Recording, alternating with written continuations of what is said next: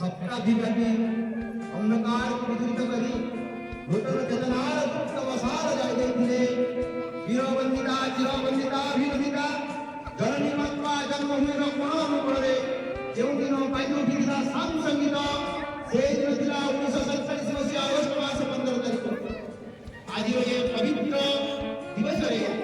ପବିତ୍ର ଜାତିର ଧ୍ୱଜା ତଳେ ଆମେମାନେ ସମସ୍ତେ ଆଗ୍ରହ ଶପଥ ନେବା ଯଦି କବି ଗାନ୍ଧୀଜୀ